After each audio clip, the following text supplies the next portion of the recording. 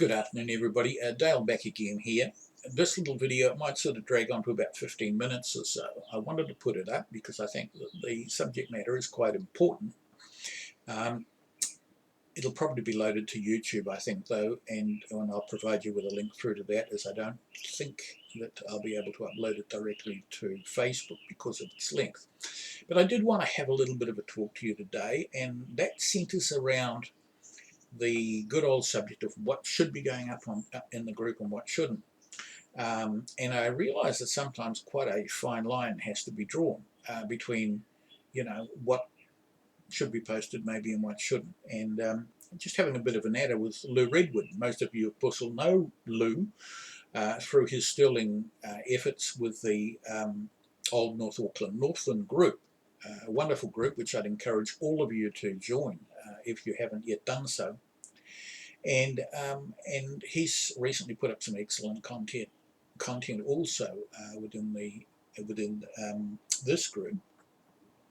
And he did get in touch with me and say, Dale, look, I just want to touch base just to get an idea that, we're not going off the track here, so on and so forth. So I've responded to Lou, but I wanted to also sort of bring things out a little bit more clearly to all of you, just so that you can sort of get some idea as to where I'm coming from and why I'm wanting to be a little bit not too broad in terms of the content that's going to end up on this group.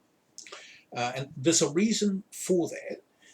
The group centres around the very detailed Freedom's Call Rolls of Honour website, and it's from that website, of course, that you can get into the very, very detailed Freedom's Call Rolls of Honour, of which there are two very large ones and a number of derived and extrapolated groups from there.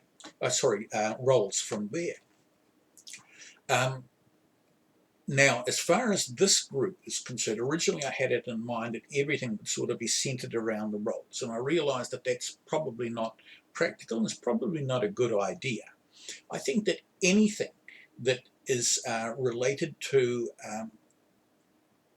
Northland or Northlanders during World War II, or that relates to activities that occurred during World War II is pretty much permissible. But it's just a matter of really thinking through before you put anything up, just whether it might fit the bill or not. So I'd just like to go over what I think shouldn't be there, or what I know shouldn't be there, and the sorts of things that are okay. All right. So first of all, World War II. So we don't want to see any World War I content up there, Boer War, Vietnam, Korea, whatever. There's a reason for that. As I say, this whole group was supposed to centre around the Freedom's Call roles, which initially related solely actually to the 2nd NZEF force. Later was extended to bring in other forces, but it was originally about our army personnel and nurses that went overseas during World War II. So why would you then have a group formed that was putting up content that wasn't related to that? Do you see where I'm coming from? So that's in no way meant to dishonour anyone that served in any other war. I want to make that quite clear. So World War II, and when I say World War II, I'm also talking J-Force here. Those are the guys and ladies that went overseas post-World War II to Japan in mop-up operations, mop-up support operations. So first of all, it's got to be World War II. But we don't want it to be just a general, hey, good old Kiwi website about Kiwis in wartime. I don't, because that's too wide also. Again, it doesn't quite form the brief that I want it to. So no, I wouldn't want to see, for example, a picture of a group of soldiers in Dunedin, all named and all hailing from Dunedin. That's not Northland related. Now, if there was a photo that may have been taken in Dunedin of a group of Kiwis that were about to take off overseas, or they may even have been serving here in New Zealand. And in amongst that group, there were, 1, 2, 3 or 4, whatever, soldiers mentioned who and it was said that they were from Whangarei or Awanui or wherever it may be, yeah, that's of topical interest. We should have that in the group. So you see that sort of differentiation. Same sort of thing extends out to general content as well. So Home Guard, you wouldn't be putting up a photo of Home Guardsmen in Wellington ordinarily, but you would be if it was something that had happened here in Northland. You wouldn't be putting up coastal photos of coastal installations down in Taranaki or somewhere but you would for Northland. Do you understand? Now that also extends out further too, I might add, so that there's often content that's posted in newspapers. Sometimes you'll see post-war film and so on, which is talking about things that happened during wartime and that revolves around a group of Northlanders in some way. That's fine, no problem with that. So, you know, it would be quite in order to put up an article, say, about the Murray Battalion Museum, which recently, 2 or 3 years back, opened in Waitangi, or indeed the new book that's to be published, or perhaps a get-together of old vets that took place some years ago, maybe POWs, prisoners of war association get-together, where you've got chaps named and we know that they're from Northland. That would be fine, you know. There will be times also when we might be talking about something in a very general sort of a context relating to wartime. You may see a photo of perhaps taken of Spitfires attacking the Luftwaffe for a Battle of Britain. And no, it's not specified that Kiwis were involved in that engagement, but there's a 99% surety that there were some, and almost certainly too there would have been Northlanders involved in that. I would let that stand if that was posted, something like that. Recently we saw a photo put up, someone put up a pic, I think it was of the offensive on Nissan Island. Now, again, they were Kiwis, it was a Kiwi landing, guaranteed. It almost guaranteed there'll be Northlanders in that landing because there were Northlanders that served on Nissan Island. If those had been US Marines, that would not be relevant. So you see where I'm making that sort of distinction. We might get the situation where it might be the likes of a particular, say it's a Vickers machine gun or it's some sort of tank, which was one of the things that maybe our forces used in being able to undertake the tasks that they were required to do.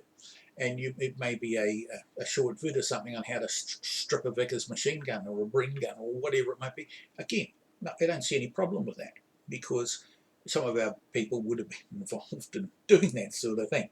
So it's just a matter of having a pretty clear focus. Think, you know, Northlanders, could it be construed as being related to Northlands during wartime or have relevance to what happened in wartime, and it's now been put up since. So, you know, somebody that goes and does a tour of the graveyards, you know, the cemeteries in the Middle East or Italy, Greece or wherever, you know, a couple of years ago and takes photos of servicemen's graves, that's very relevant. You know, it doesn't necessarily have to relate to something that occurred during wartime. Okay, so I think I've covered that reasonably well with you. I'm not going to speak any further on this. I think we've covered our ground pretty well with it. I will be putting up a video in the fairly near future, and that's going to relate to something quite different. I've already spoken a little bit about some things that have been happening with regards to the details column in the 2nd NZEF Roll of Honour, but also has relevance to the other forces' role as well, and have explained to you in a post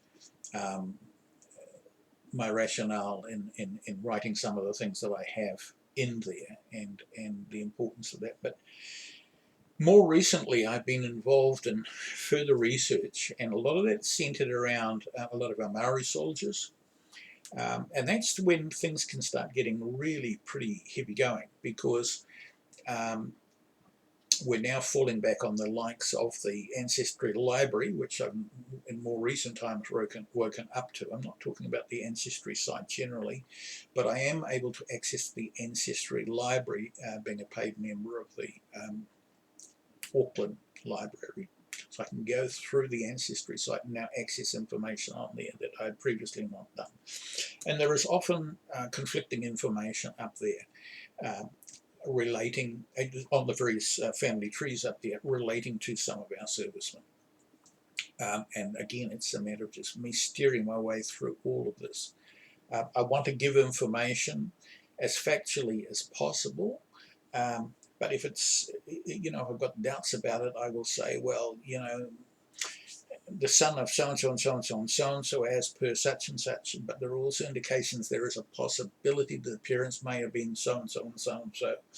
And then you get various permutations and Maori names, and they can be vast. Sometimes I've seen one soldier with about 5 or 6 different names, and the surnames and the middle names and the Christian names, sometimes they're sort of interacted, so the back, the front, and around the other way.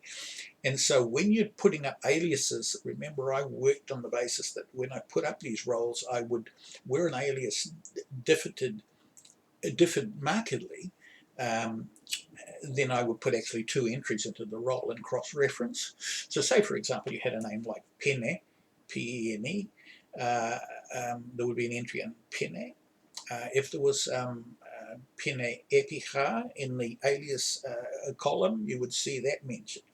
But if it was also, this person was also known as Epiha, then there would be a second entry there for Epiha. And then if that person was known by a totally different name altogether, like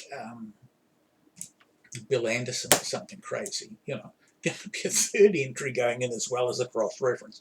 So you can see how, you can spend, I can spend quite a lot of time, indeed I am spending a lot of time, but I really want to try and do the right thing by putting as much information in about these people as I can. I think it's extremely important that we do that. Not all of it will be totally credible, I accept that, and that's why I say that when we start getting into information in the details column, even in the birth column, you'll start to see some things looking a little bit funny there. So anyway, that's my lot for today. I will talk to you about that some other time. Today, just do bear in mind what I've been saying about the content that you're putting up. It's excellent. Please keep the photos, the postcards, the newspaper clippings, all of these little letters back home. This is gold. It really is gold, and there's been some phenomenal content that's actually been shared up here, and I really thank you for that. Please continue liking. Please keep it coming, and share. Look, we're getting close to 500 up in this group right now. I'd like to see this really balloon. Good old Lou, his content is far more broad than mine, I have to say. But here's a guy that through his phenomenal efforts and the team of people that are with him, well, when I say the team of people, I'm talking about the group members now. We've got a site that's, what is it, Lou? I don't know, 15, 20,000. Okay, so let's try and get this site up into the thousands, I mean, I'm sure I'm not even scratching the surface, and there's only so much I can do. I don't want to keep hammering away myself, because it almost looks like you're spamming some sites if you do too much of it. But if it's coming from a whole group of different people and they're just getting the word out, they're putting something up on their timeline, and some of their friends that live locally, oh, what the hell's this about? What's this Freedom's Call thing? And they start making inquiries. I'm getting a few that have gone to the old Freedom's Call page first, and then when they're doing that, because that page is now defunct, the group is the only thing really that's current, I'm then referring them on to the Freedom's Call group. So yeah, please do that, and again, thanks for all your sterling efforts. You're doing a fantastic job, guys. Without you people, this group is nothing. It's vitally important for me to see these roles be around a long time after I've gone, and the website for that matter. It's vitally important, and that's not going to happen unless you people are really getting the word out there on my behalf and on behalf of all of the people of Northland. And the last thing I'd just like to say about this, it's not just a Northland resource, guys. There are people living all over the country that are going to find great value in this, because somebody that may have had a link in some way to Northland is also going to have a link somewhere else. And, they may have enlisted in Northland, they may have had mum and dad living in Northland, but they're now buried in Christchurch and been living there for many years. So it will be of interest to people in that Christchurch community as well. So just something to bear in mind. Thank you very much for your time again, and catch you soon. Bye for now.